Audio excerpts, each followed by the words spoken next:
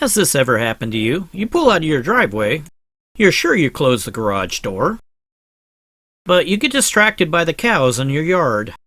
As you head a couple miles down the road, wondering how come there's cows in your yard, a little voice in the back of your mind says, "Did you really close the garage door?" Or, you go into work and it's wide open.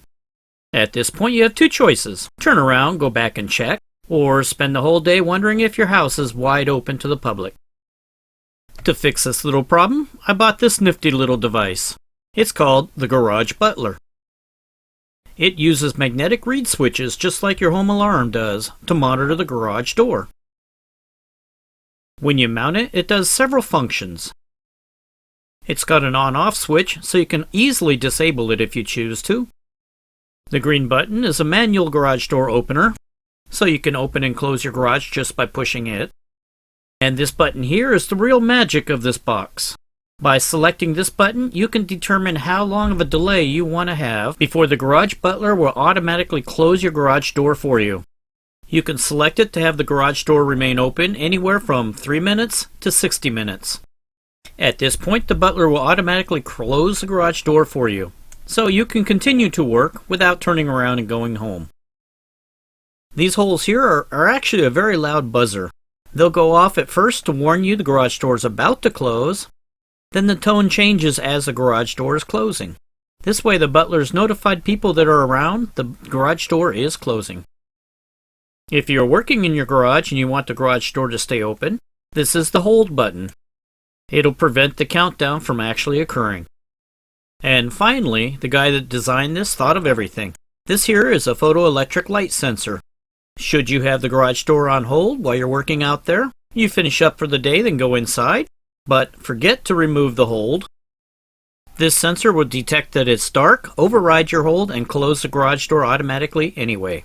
So you won't be sleeping with your garage door open all night. Well, in this video, I want to warn you about a fatal flaw with this nifty little device. As I mentioned before, these reed switches are used to monitor the garage door.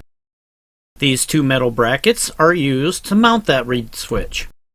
This bracket here mounts the magnet onto the garage door itself, and this bracket here mounts the electrical sensor onto the garage door track. It'll look something like this when you mount it. When I initially installed this sensor, I put it down here by the garage door safety sensors. One day while I was rolling my bottle of argon gas out to do some welding, I accidentally tapped the sensor without knowing about it. Well, herein lays the problem. Look at how thick this metal is. It's so thin and cheap that it can be easily bent.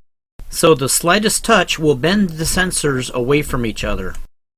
Well, I finished up my welding, put everything away, disabled the hold on my garage butler, and then closed garage door.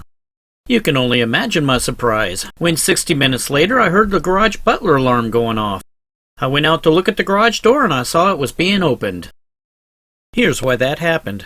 The sensors were too far apart to see each other. So as soon as I removed the hold, the butler thought the garage door was open even though it was closed, and started the timer. 60 minutes later, the garage butler sent the signal out telling the garage door to change its position. Only this time, instead of closing the door, it opened the door. As it turns out, you can easily fix this problem. You want to do two things.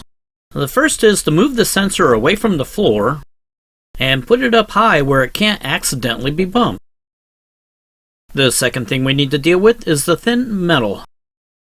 The piece that mounts on the garage door is relatively small with lots of bends in it.